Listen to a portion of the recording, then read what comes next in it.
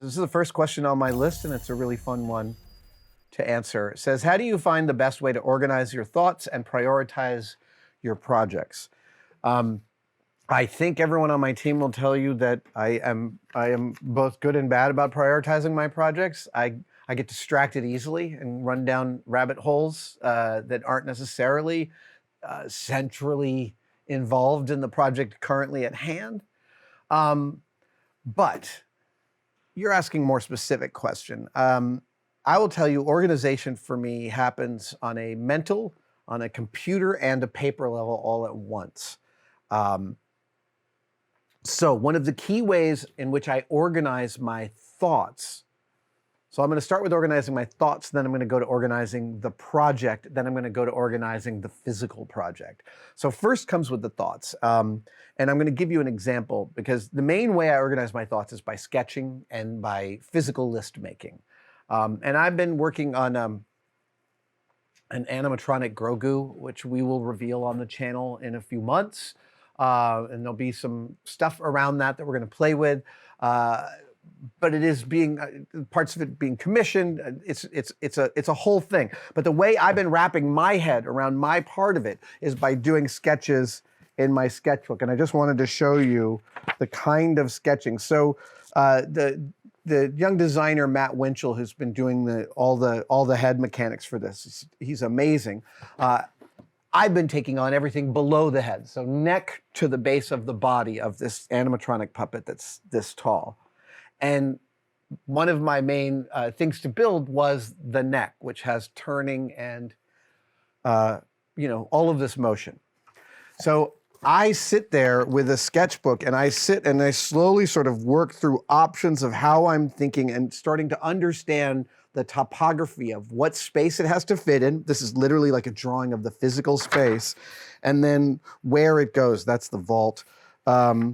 Here's some more about the neck splash plate, and then I came around to something I kind of liked, and then I actually ended up drawing some ways to hold on to this mechanism and make it turn, and then I eventually came up to this, which turns out to be a kind of a standard approach to this problem. I just reinvented it because I lacked the institutional knowledge. And then there's a final drawing of this piece here, and this is one of the most important things I learned from looking at artists who use sketchbooks a lot. Is a lot of my favorite artists go back to their sketchbooks and they resketch on sketches they've already done. It's not like sketch, move on, sketch, move on.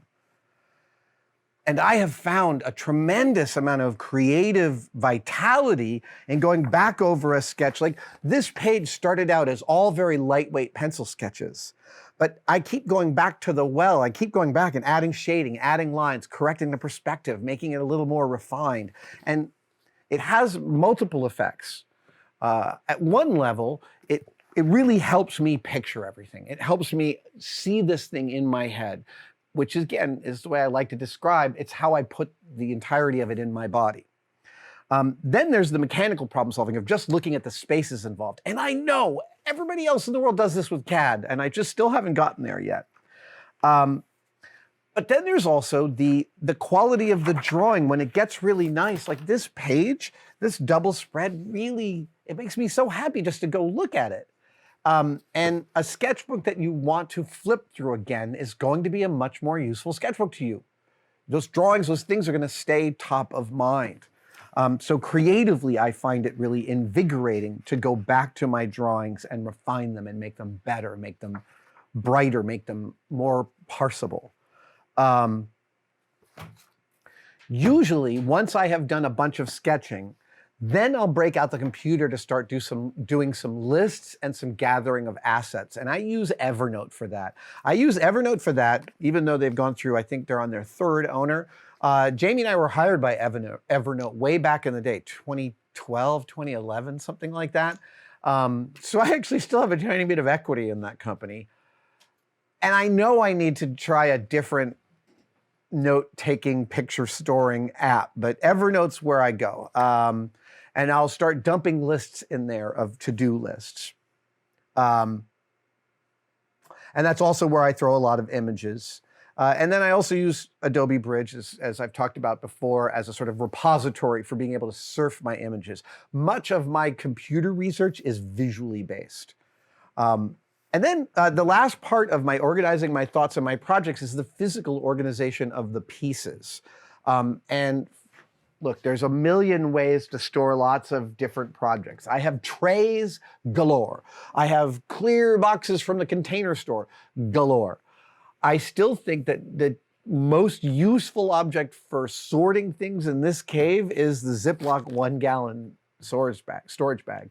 This thing is a masterpiece, and it is almost perfectly sized for many of my projects. Not all of them, and that's why I actually recently was like, okay, I love the Ziploc sandwich bag so much, I need a big bag, and I want one that's heavy duty. I want it for big objects. So I went to Uline and I bought these 16 by 20 inch 8 mil Ziploc bags, and these are phenomenal. I'll just show you one thing here. This is, you know I love a dodo skeleton, and I found a printable dodo skeleton online, and there it is. That's an entire dodo skeleton. That's a whole, that'll be later on. But look at that. This is like, they advertised this with like a pair of hedge clippers, sharp hedge clippers in there. These are spectacular. Plus, they're easy to label. They're easy to move around. For me, the ability to be able to move stuff, like a tray is good, but when a tray gets like this, it's no longer a tray. It's like you need a box for it because things got to be stackable or at least storable in a way that you can access. That, for me, I want to be able to see it all and be able to access it as needed. I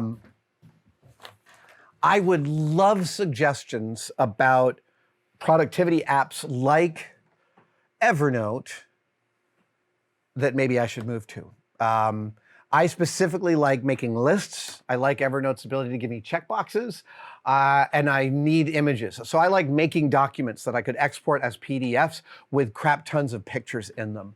I don't need, yeah, those are the primary things I need from that kind of software. If you have suggestions, I would love to hear about it in the comments.